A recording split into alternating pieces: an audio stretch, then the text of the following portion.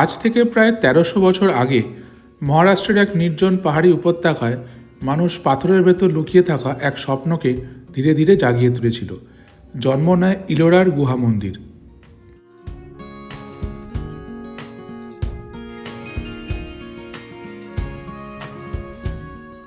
খ্রিস্টীয় ষষ্ঠ থেকে দশম শতাব্দীর মধ্যে একের পর এক রাজবংশ, বৌদ্ধ, হিন্দু আর জৈন শিল্পীরা পাহাড় কেটে গড়ে তুলেছিলেন মোট ৩৪টা গুহা।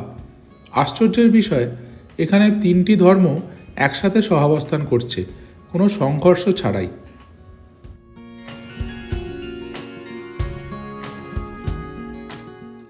এর মধ্যে সবথেকে বিস্ময়কর হলো কৈলাস মন্দির, যেটা একটাও ইট বা পাথর জোড়া না দিয়ে ওপর থেকে নিচের দিকে পুরো পাহাড় কেটে তৈরি করা হয়েছিল। বলা হয় এই কাজ শেষ করতে সময় লেগেছিল কয়েক দশক আর হাজার হাজার শিল্পীর নিঃশব্দ পরিশ্রম।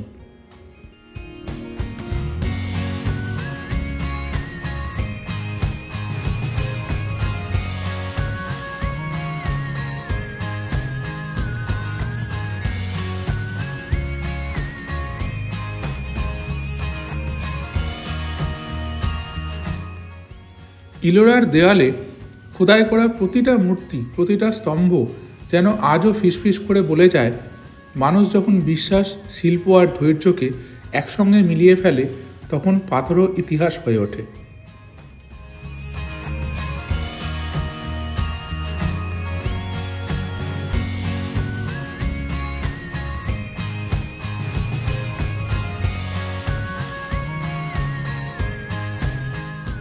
ইলোরা গুহা মন্দির তৈরি হয়েছে 12টা বৌদ্ধ গুহা, 17টা হিন্দু গুহা আর 5টা জৈন গুহা মন্দির নিয়ে। 3টে আলাদা ধর্ম, কিন্তু একই পাহাড়ে শান্তভাবে পাশাপাশি।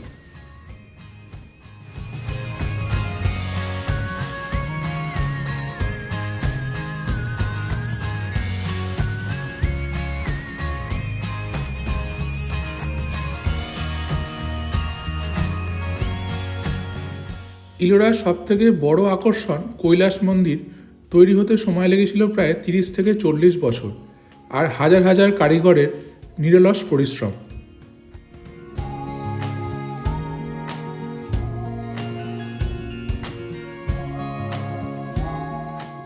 দেওয়ালে খোদাই করা রামায়ণ, মহাভারত, দেবদেবীর মূর্তি সব কিছুই যেন আজও জীবন্ত।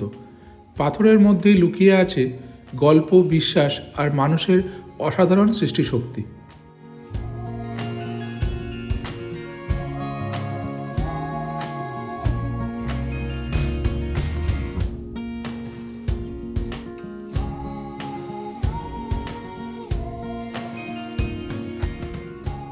'83 সালে ইলোরার গুহা মন্দির ইউনেস্কো ওয়ার্ল্ড হেরিটেজ সাইট হিসেবে স্বীকৃতি পায়।